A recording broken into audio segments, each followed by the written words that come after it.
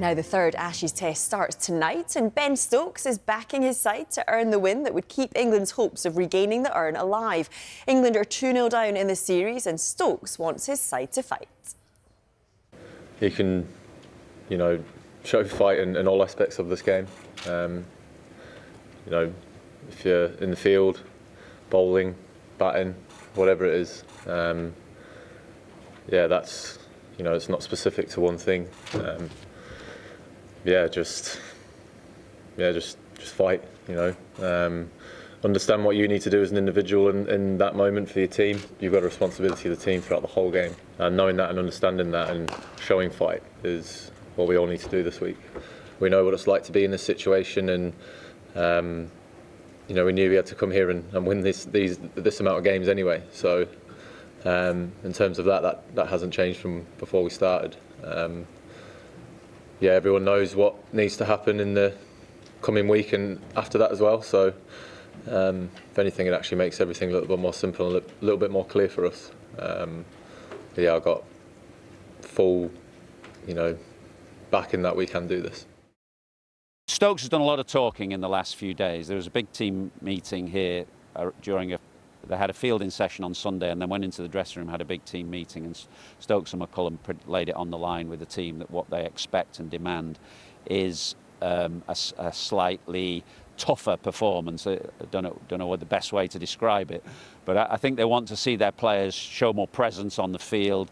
He talked about the game at Lord's against India last year when they were very aggressive in the field after the fourth evening when Zach Crawley got a few words from Shubman Gill, and he's looking for that kind of response now.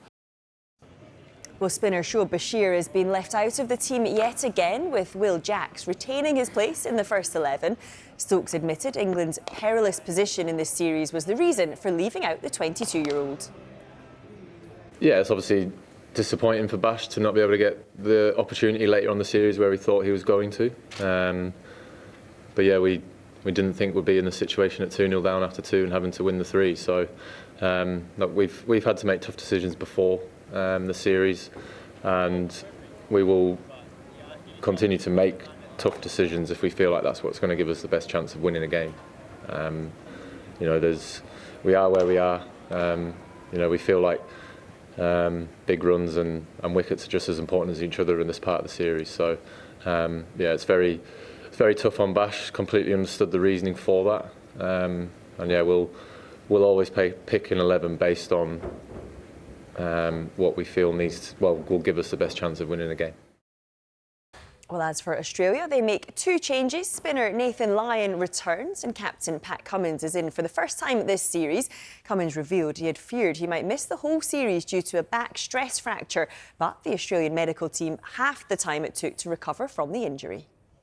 I know I got asked a million times in the off-season, are you going to play? I genuinely didn't know, because as long as everything tracked well, I'd be in this position, but we also knew that you got to tread lightly around some of these injuries, and if there was a flare-up or a setback, I wouldn't have played, we wouldn't have risked it. So I've been bowling 100% for a while. If I played in Brisbane, I would have probably been on limited overs, but this week it's just go and play like any other test match. Had 16 weeks completely off bowling,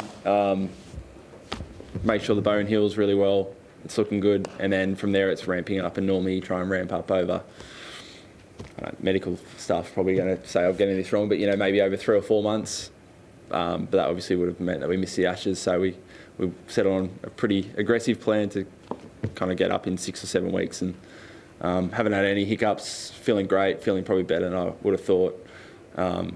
Back's healed well, so here we are. Well, he's a brilliant bowler, there's no question about that, one of the world's best, but he hasn't bowled in a match since July. He's obviously done he's got back to fitness after the stress reaction in his spine, and he's been put through his paces in the last 2 or 3 weeks. Quite a quick return to play from a stress reaction in the spine. But so at his best, no question, he's a brilliant bowler. But there's a slight question mark given that he's not played since July. And obviously he comes back as captain as well. And in fact, Steve Smith's done an excellent tactical job in the field for Australia. So that will be a change again.